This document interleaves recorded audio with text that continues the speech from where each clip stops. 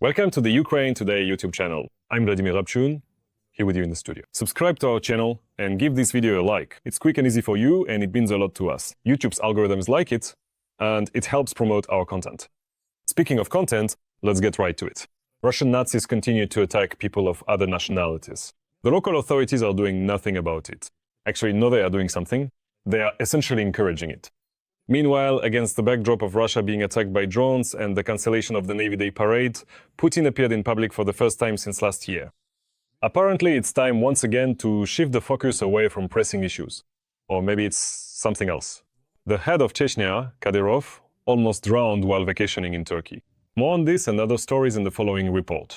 Nazis from the Russian community turned a small aviation festival in Bashkortostan into a gathering where military training took place. And in Buryatia, a community representative attacked local girls because of their ethnicity. Do you have Russian passport? Yes. And everything about you is Russian. So why do you say you're Buryat? Because nationality and citizenship are not the same. So Nazis, is that it? So you're Nazis, and I as a Russian am supposed to tolerate Nazis. This is not the first scandalous incident involving the Russian community. For example, during one of the raids, community members mocked visiting workers, attacked migrants who were selling fruits and vegetables, and allowed passers-by to take their goods. The police watched and did not intervene. They allowed the pensioners. We are pensioners. They said the seller ran away. Who gave permission? Who allowed it? Do the army? Or maybe somehow register for military service? So it turns out he's here illegally. So who gave permission then? There you go. A people's movement. I haven't seen... You haven't seen them taking the fruit? I deal with foreigners. The Russian community is an ultra-right, nationalist, Islamophobic anti-migrant organization. The movement's participants are practically religious fanatics who defend traditional values and cooperate with law enforcement agencies. The state doesn't arrest these obvious criminals, on the contrary, turns a blind eye to Nazis right under its nose. At the same time, it talks about Nazism somewhere in the West. So, the most proper, the truest nationalism, the most effective one is me. But this isn't some primitive, stupid and idiotic nationalism that leads to the collapse of our state. As soon as the security services sense that active people, especially young ones, start gathering there, they'll quickly shut the whole thing down. Because today in Russia, any unsanctioned and not fully government-controlled activity is not needed. It doesn't matter which direction it's aimed. As long as the Russian community is doing things that the authorities consider harmless to them, they'll be allowed to exist. But as soon as they sense that the Russian community might get involved in some political matters, they'll start arresting people right away. And there should be no illusions about that. The Russian authorities have no time for Nazis inside the country, especially against the backdrop of drone attacks on Russia and the cancellation of the Navy Day parade. For the first time since last October, Putin stopped his motorcade on Palace Square in St. Petersburg and came out to meet the people. Please fight against fascism, which we our people will endure everything. But with your support, these are not just empty words. We love you, Vladimir Vladimirovich. Putin. Of course, it was important for Putin to show that he is still alive, that he came anyway, despite the cancellation of the parade. He came to St. Petersburg and tried to put on something in place of the parade, right? That is, some meetings at the Institute, meetings at the Admiralty. In other words, he still tried to create an image of interacting with the sailors. Putin's appearances before the public usually happen after crisis moments in his rule. For example, just a few days after Prigozhin's mutiny and a few days after Navalny's funeral. Well, first of all, let's not forget that nothing prevents him from meeting with specially trained people, right? So it's quite possible that this meeting was staged and it's simply presented as a spontaneous stop, when in reality there are specially prepared people sitting there who have gone through quarantine. And in fact, that's exactly why they're there, because they've passed all sorts of checks, quarantine, and so on. Another scandalous piece of news, the head of Chechnya, Kadyrov, almost died while vacationing in Bodrum, Turkey. According to Turkish media reports, he started suffocating right while swimming and nearly drowned. But as they say, Kadyrov doesn't think. I keep hearing more and more rumors about my illness. Supposedly, I'm dying. I don't have much time. First of all, illness and death are the path of every person. No one living has avoided this road. When he suddenly started suffocating and drowning and had almost drowned already, it was the Coast Guard who pulled him out. But where was his personal security? Could he really be in Turkey without his personal security detail? We heard that his condition is stable. Is that so? Stable doesn't mean good. It just means he hasn't died yet. We don't even know if he's on any machines or so to speak, breathing on his own. Officially, the Chechen authorities have not commented on these reports, especially amid rumors that Kadyrov is dying. But in the latest footage from a week ago, Kadyrov appeared in front of people in the center of Grozny, and in the video, he didn't look very healthy. 16 hours and 10 minutes. Stopped by my brother's place, Ramzan Akhmatovich. We're having tea. Where did you find it? This is especially for those so-called concerned pseudo-journalists who are spreading all sorts of rumors. What happened? Why did he suddenly start gasping for air and drowning? If we look at how many unexpected deaths have occurred in Russia lately, and how actively the FSB and other special services use poisons, then maybe it wasn't an illness at all. Maybe he ate or sniffed something he shouldn't have. The situation inside Russia continues to become increasingly unstable. The only thing that remains stable is that Putin continues to wage a bloody war despite the obvious harm to his own people. Ole Dunda, a People's Deputy of Ukraine and co-chairman of the Interfactional Parliamentary Association for the Decolonization of Russia, is joining our broadcast. Ole, glad to have you with us. Hello. Good evening, everyone. In your opinion, what role do those National Socialist Nazi movements that we see in Russia today play for the Russian authorities? Why do they exist? You described them absolutely correctly as National Socialists. That is, in their form, they actually resemble not so much the Fascist Party of Italy, but specifically Hitler's Nazi party, the NSDAP. So the term is absolutely accurate. Why is this happening? It's actually quite easy to explain. First of all, just look at what has been happening recently in Russia, in the Russian Empire over the past few months. Moscow, or the metropolis, has taken a clear course toward suppressing and oppressing the national identity of the national republics in every possible way. First and foremost, as has always been the case in the Russian Empire, this is happening through language. Recently, a decision was made that in the schools of the Russian Empire, especially in the national republics, the amount of instruction in the native languages of these peoples should be reduced. They even went so far as to complete absurdity and rename these subjects not study of the native language, but study of the languages of the peoples of Russia. This was done to completely erase and remove from people's understanding what the native language is. If before it was, I believe, 2 hours a week, now it's just 1 hour.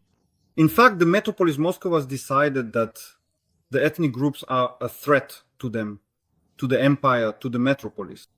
And essentially, every effort must be made not just to oppress, but to destroy any sprouts of national identity. And for this, legislative methods are used as well, such as those related to school education and educational methods should not be underestimated, as well as modern black shirts or woven beans in the form of these national republics.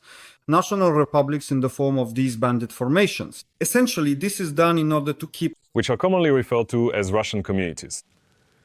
Absolutely right.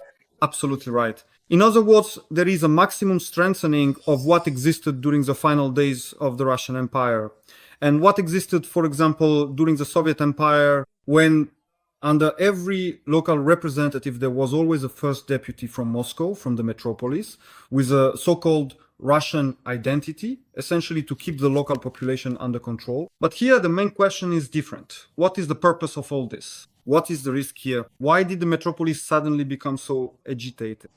And why did such repressions begin in the 4th year of the full-scale war? The explanation is very simple. After all of Trump's attempts to negotiate with Russia, Moscow essentially set a course for a major war. A major war means major challenges, major risks. And on the eve of this major war with Western democracies, Moscow is essentially trying to eliminate any risks, to burn with napalm everything that, from their point of view, could influence this major war. That is why this is yet another symptom of that war, and our junior partners in Europe and the US need to prepare for it in the near future. Meanwhile, interesting events are happening directly with the Russian authorities, specifically with the dictator Putin. For example, Ukrainian drones are striking various targets on the territory of the Russian Federation strategic sites, which are absolutely legitimate targets. Then, at the last moment, they cancelled the Navy Day parade. And it would seem that there are already plenty of factors indicating that Putin is not in control of the situation. However, he still has an ace up his sleeve. He periodically appears before the people and communicates with the public. A limited number of people, of course. I would venture to guess that these are vetted individuals who have been spoken to in advance, checked to make sure they pose no threat to Putin himself, and only then is Putin allowed to appear. But nevertheless, this public appearance is completely unexpected. Why now? Again, this is a manifestation of what is... It's important to understand, as I've already said, that Moscow's current global objective is a major war with Europe, with the Western world, which they will most likely start in the near future. And just as they did previously with the national republics, they now need, in general, to suppress any signs of dissent. If you pay attention recently in Russia, in the Russian Empire, there has been a huge number of criminal cases initiated against the highest political elite, ministers, governors, various officials. Some, you see, shoot themselves, others jump out of windows. All of this is a manifestation of the same thing. That is, as a rule, these are technocrats, representatives of the so-called economic wing, who, especially recently and particularly after Trump became president of the United States, could allow themselves to express or say things like, we really need to change course, we need to seek agreements while it's still possible, and so on. And who theoretically might not agree with the prospect of a major war when talking privately in their own kitchens. And in fact, by carrying out this policy of repression, which is undoubtedly repression Putin, is essentially trying to eliminate all dissenters, to remove any opposition. Moreover, in addition to repression, he also needs to showcase the people in order to demonstrate that society supports him, that everyone is rallying around him to present that kind of image. And it doesn't matter who actually shows up. The main thing is the image. And they create this image with these kinds of public gatherings in St. Petersburg. Just look, some man, a pensioner with a Russian flag, comes up and kisses Putin, showing how much he loves him, how he is his hope. And the point is to show, look, comrades officials, not only will we pressure you with repressions, but see how much the people love us. By the way, it's exactly the same technique that was used during Stalin's time. And these manifestations will only intensify further and further. In fact, they are heading straight into the pre-war years of 39 to 40, just like in the Soviet Empire. It's exactly the same patterns, exactly the same instructions, exactly the same rules that existed during Stalin's time, and in general are characteristic of the Soviet Empire. Every voice matters. Join our community, support independent journalism and help us bring you the truth from Ukraine. Become a member of Ukraine Today. Join us now. Am I right in understanding that the main target audience is the so-called deep people, those who still consume or receive information exclusively from official Kremlin sources? Because everyone else doesn't even see these images. In this case, it's not so much the deep people as it is the elite, the middle layer, the mid-level links of Putin's machine, that is mid-level officials. On the one hand, it's about repression. If you say something in your own kitchen, they'll, cut off your head. And secondly, don't even think about appealing to the people or thinking that the people are against myth, they are for me. So your job is to stay on your knees and serve just as you have served before. And you have no choice. That's what it's about. So essentially, these are repressions or threats aimed at Putin's immediate circle to make sure they don't back out, right? So that no one with a heavy object shows up and decides to solve Russia's current problem. Absolutely right. Moreover, so that no one even dares to speak up or raise in public discourse the idea that maybe the direction of this big war is wrong. Look, you won't be understood anyway, you won't be accepted, so just keep quiet, otherwise they'll cut off your head, and no one in society will hear you. And can this explain, well, about 80 or 90% of the statements made by various Kremlin officials and, from the Russian Federation? Or are there actually a lot of people who are ideologically motivated there? Look, you have to take into account the fact that many mid-level Russian officials, in principle, would actually be glad they saw Trump's arrival as an opportunity to end the war or to reach some kind of clear agreement with Europe.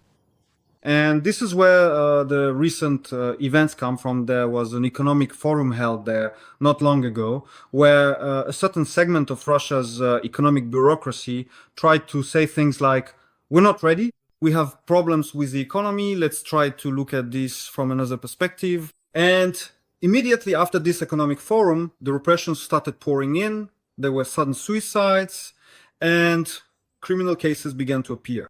And then there's Putin himself appearing directly on television screens where the people enamored with him are kissing his hands. Yes, that explains a lot. Okay, there's one official, essentially a Putin appointee, who also kisses his hands. At any rate, he doesn't do it physically, he just talks about it. After all, he's a friend of Putin. Who else is there? His loyal foot soldier, and so on. Don Kadyrov. So there's an interesting situation that happened with Don Kadyrov in Turkey. Either he almost drowned, or they made it look like he almost drowned just to remind him once again who he should be afraid of. But even the very fact that he's in Turkey, in my opinion, is interesting. Look, first of all, we have no scientific evidence that Don Kadyrov can swim at all. At the very least, there's been no proof of it. All right. So anything could have happened. Maybe he slipped, a rock shifted under his foot somewhere, and suddenly he found himself in trouble, went too deep. That's entirely possible. But the most important thing here is something else. According to reports, well, let's not say reports. Based on public appearances, Don Kadyrov often liked to spend time in Dubai. That was one of his favorite places, including for sunbathing. Again, we don't know about swimming, but he probably knows how to sunbathe. As for swimming, that's still an open question. So regarding his appearance in Turkey, over the past 5 years, I don't recall any mentions of his previous visits to Turkey.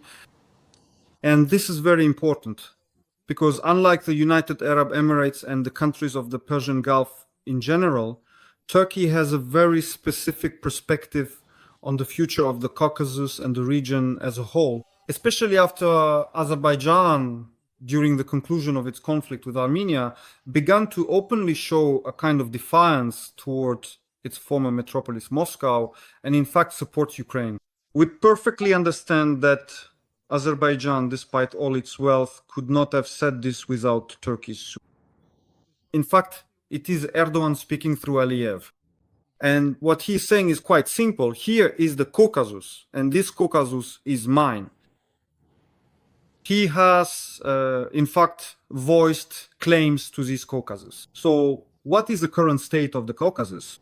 Well, let's set aside Azerbaijan and Armenia. As of today, the Caucasus consists of Georgia, Dagestan, and Chechnya. Why is Erdogan making this statement right now? They sense weakness in the entire might and resources of the Russian Empire. They sense Moscow's weakness, that Moscow is unable to operate and maintain its interests in the Caucasus in this way. It is unable to ensure the protection of its garrison in Gyumri. It is not ready to ensure the effectiveness of the CSTO in any form. And in fact, for Turkey, a window of opportunity is now opening to operate in the Caucasus in this way.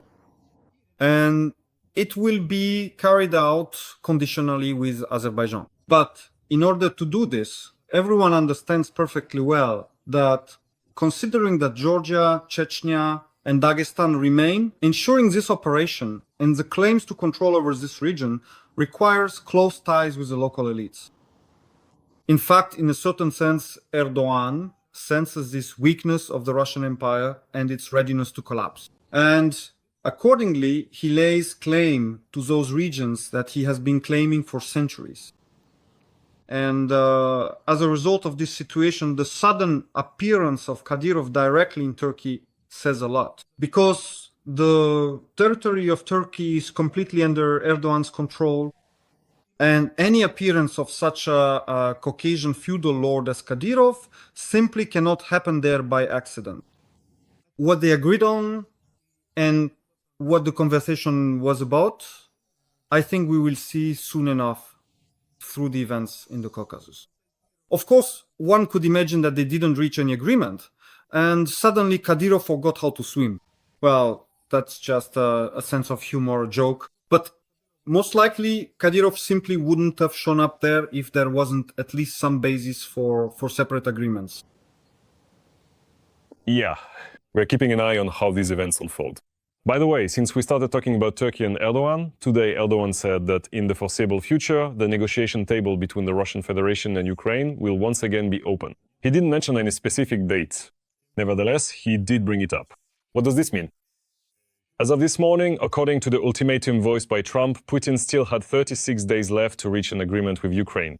But today, Trump made a number of statements.